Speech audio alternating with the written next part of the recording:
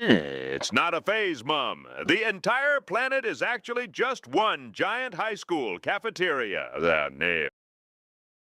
Welcome to Earth High, Class of Collapse, where the lunch tables are rigged, the cool kids run psyops, and the faculty are war criminals in cardigans, where the bell rings to signal nothing but another lockdown drill sponsored by Raytheon and TikTok. And your emotional support juice box has a QR code for drone strikes in Yemen. Let's be real. The world is run like a effing Mean Girls reboot. Except instead of you can't sit with us, it's you can't exist with us unless you endorse our brand of enlightened fascism, consumer piety, and child-friendly genocide streamed in 4K. And somewhere in the back, near the vending machines, is South Park, chain-smoking irony and flipping off the entire cafeteria. And guess what? They're still the only ones calling out that the principal's been pantsless for 30 years. And no one noticed because they were too busy arguing over which corporate-backed cafeteria clique has the moral high ground. Let's check in on the plastics, shall we?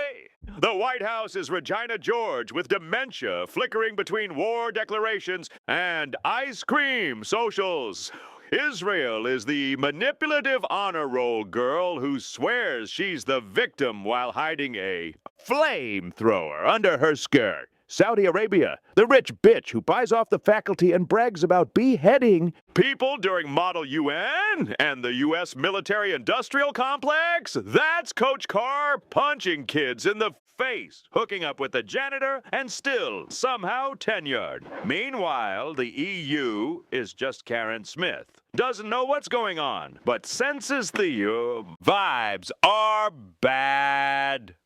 Meanwhile, the Burn Book. Yeah, it's a cursed Wikipedia of everyone's secrets, lies, backroom deals, and false flags. Jeffrey Epstein was just the opening chapter. The real dirt's written in invisible ink on the back of Pfizer contracts and leaked NSA PowerPoints titled How to Gaslight an Entire Species. Oh. And South Park. They read the Burn Book on national television. They animated it. They voice acted it. They put Jesus, Satan, Saddam, Oprah, and a gay fish in a hot tub and had them reenact the Sykes-Picot Agreement as a musical.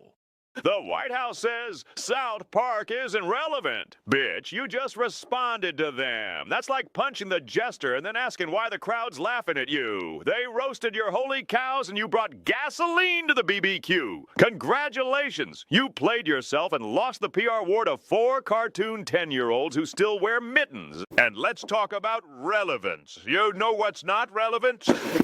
Half your democracy. Run by geriatric thumb wars and lobbyists with lizard eyes. The climate conferences held on mega yachts. Billionaires LARPing as Martian pharaohs while their warehouse workers piss in bottles.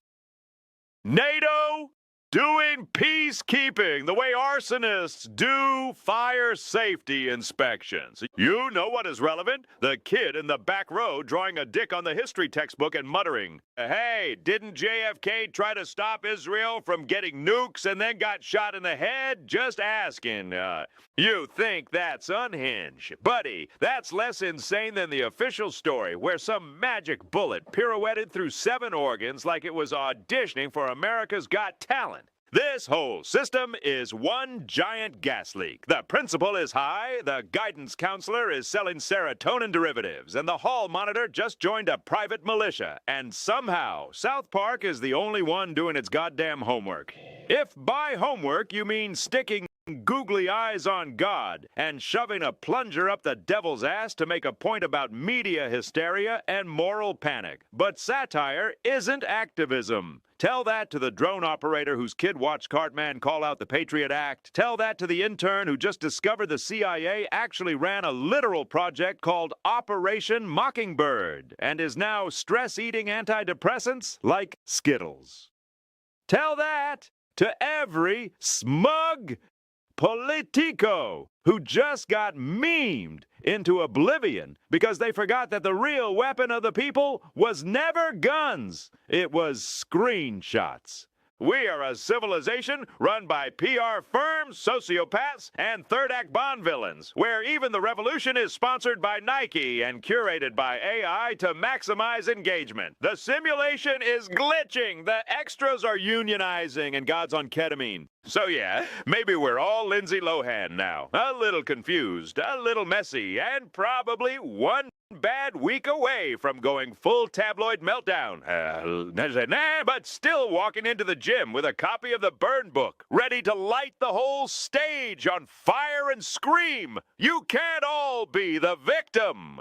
Final bell rings, the smoke clears, the system shrugs and mutters, "That was a phase." But you're already sketching the next episode in your notebook, and you're giving Mr. Garrison horns, a crown, and a confession booth. Because if this is satire, then hell is canon, and the punchline is, we're still here.